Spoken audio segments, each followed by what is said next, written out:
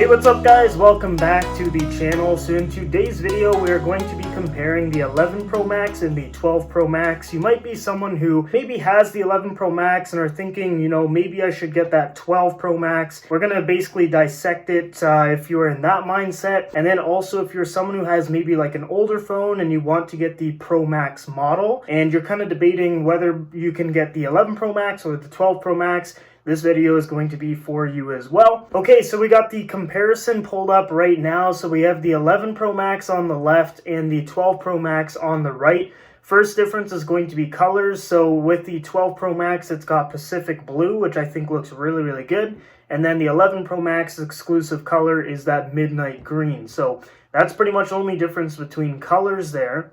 Then down here, display, so we got a 6.5 and a 6.7 inch display. So the 12 Pro Max is going to be a little tiny bit bigger. So if you're looking for a bigger phone, maybe you stream like a lot of movies or something, the 12 Pro Max is probably the way to go size-wise. But once again, it's not like a huge difference.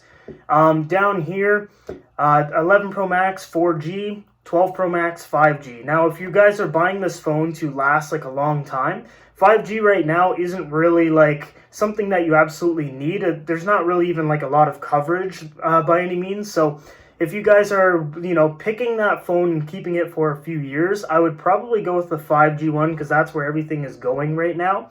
Versus 4G, like it's still going to be supported and everything, but 5G is going to be the norm, I think, in about a couple years' time. Down here, same camera lenses. We got the ultra wide, we got the wide, we got the telephoto. The 12 Pro Max does have Dolby Vision HDR video recording up to 60 frames per second. So if you're someone who, really uses their phone for video, or maybe you're a professional when it comes to video, you probably want to go with the 12 Pro Max just because the specs on the video is going to be a bit better for sure. We got 5 times optical zoom with the 12 Pro Max, so not really like totally different than the 11. It's 4 and 5, so not like a huge difference by any means, but there is a difference there. Another thing to note, we will talk about it a little bit later, but the actual camera on the 12 Pro Max is a little bit better. Once again, not anything crazy different, but it is a little bit better. We'll get into the specs later on.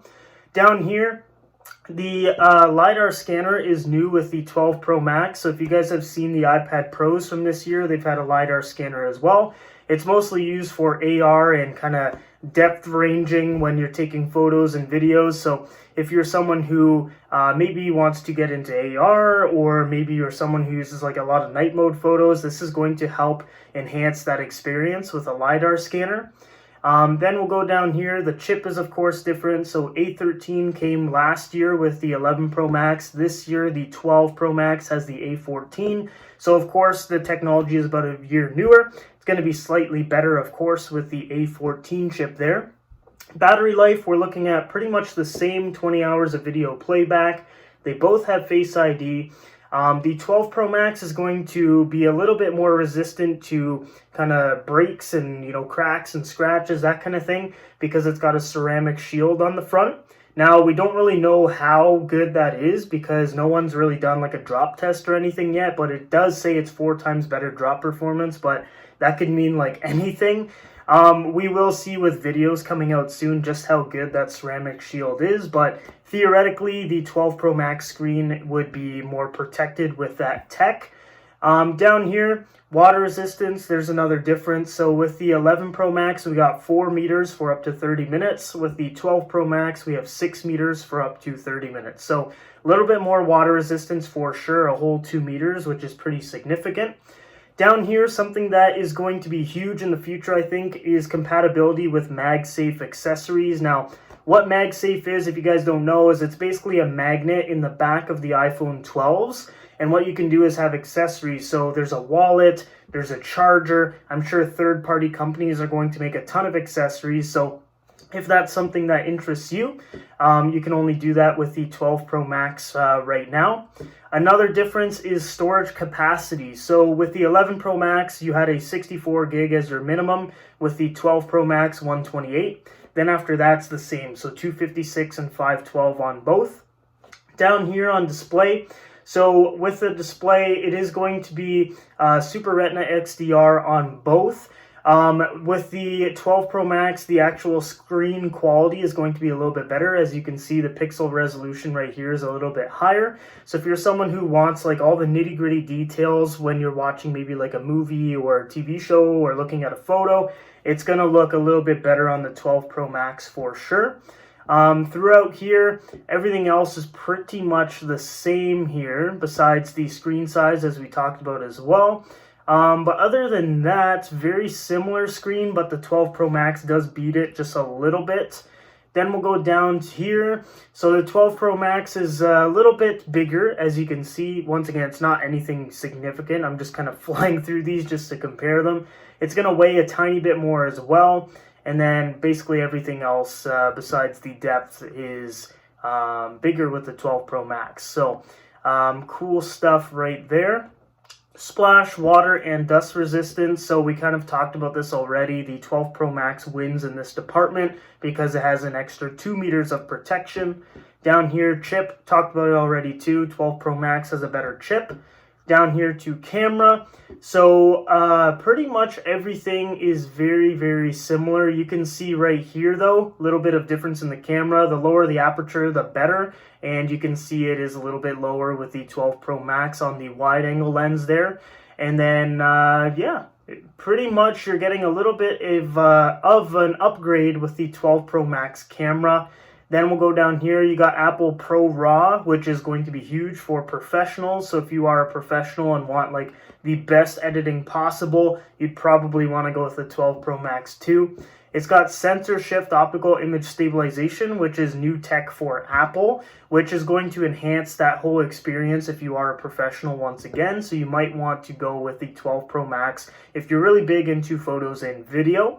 Then we'll go down here, night mode portraits, which wasn't a thing with the 11 Pro Max, as you can see right here, but it is a thing with the 12 Pro Max. So if that's something that interests you, probably want to go with the 12 Pro Max again. 12 Pro Max again, if I can speak English.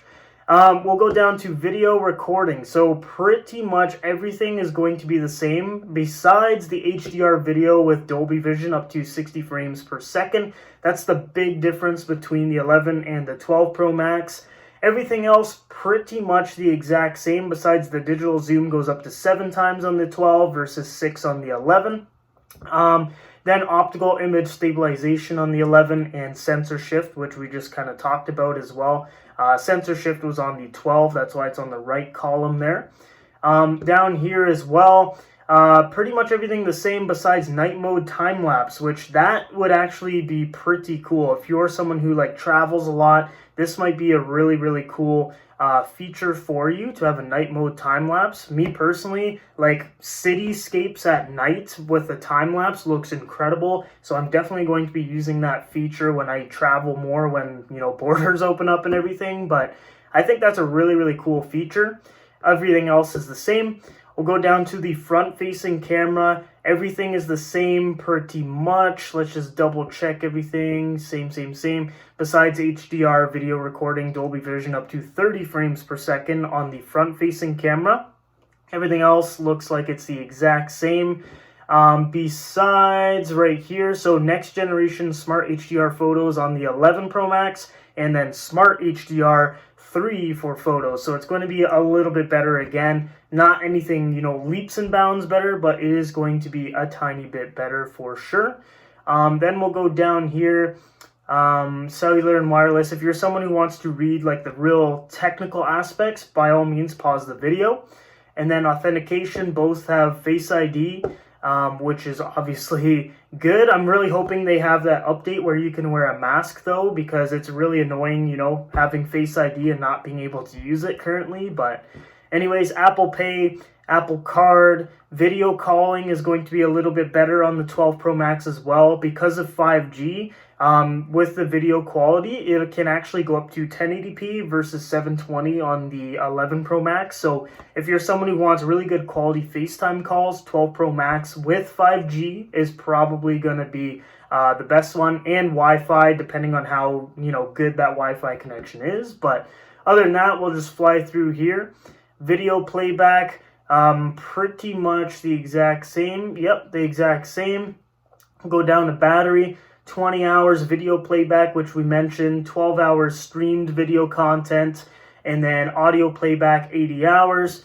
And then this is another difference as well. So the charging is basically a little bit better. So up to 50% charge in 30 minutes with a 20 watt adapter or higher, which would be the 12 Pro Max on the right column, and then up to 50% charge in 35 minutes with 18 watt adapter or higher.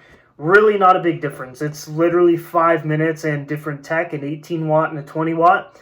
Both aren't going, or I guess not both, but the 20 watt isn't going to be coming in the 12 Pro Max box. They actually do not have an adapter whatsoever, but you can buy that 20 watt adapter separately. But 30 minutes for a 50% charge is pretty good. Like, that is pretty good, especially with a 20-hour battery life on the 12 Pro Max. Like, this battery should last you a long time, at least the whole day, maybe even a day and a half, maybe two, depending on how much you use it.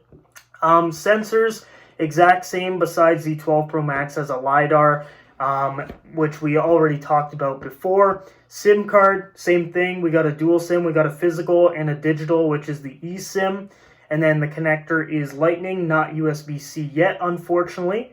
And that's pretty much it for that. What we're going to do now is compare prices. Another thing to keep in mind as well is if you want to buy your 11 Pro Max or 11 Pro from Apple, they actually don't sell them anymore. So you're going to have to go to another store and buy it outright, or maybe even do a contract. Prices have been dropped for the 11 Pro lineup as well, considering it's like old tech now, even though it's still really, really good. Most companies will drop it by about 100 to 150 bucks. But if you do want to buy the 12 Pro Max outright, you are looking at $1099 for the 128 gigabyte model, $1199 for the 256, and $1399 for the 512. Okay, so my final thoughts on that is if you are someone who maybe has, maybe like an iPhone 7, 8, 10, 10R, something like that, if you were to get a brand new phone and you keep your phone for multiple years, I would probably go the 12 Pro Max. It's going to have 5G, which is going to be the norm very soon. The 12 Pro Max is going to last you a long time. The specs on it are really, really good. It is an expensive phone, keep that in mind as well. So if you guys have the money to spend on the phone, by all means, I would go the 12 Pro Max. If you're someone who maybe has the 11 Pro Max right now, I probably wouldn't upgrade. Chances are, if you are thinking about upgrading, you're someone who likes to upgrade their devices every year. But if you guys really do want to get this phone, maybe for like 5G purposes or the camera, by all means, go ahead. Just make sure your 5G coverage is very, very good. Otherwise, you're not really going to be using the full potential. Personally, I'm going to be picking up a 12 Pro Max in about a month's time, so I'll be having an unboxing and review for that. So if you guys want to see it, make sure you stay tuned. Two great phones in my opinion. Really the big differences is like the 12 Pro Max is going to have 5G, a better camera, better display. So if you're someone who streams a lot, takes a lot of pictures, wants 5G, and wants a little bit better of a display, I would go with the 12 Pro Max. Both are great phones, but let me know down in the comments below which one you have, which one you want. Are you going to upgrade? Let me know down below. For now, this is the end of the video, guys. I hope you guys enjoyed the comparison. Make sure you subscribe for more content, but for now, this is the end. I hope you guys all have a fantastic day, and I will see you guys in the next video.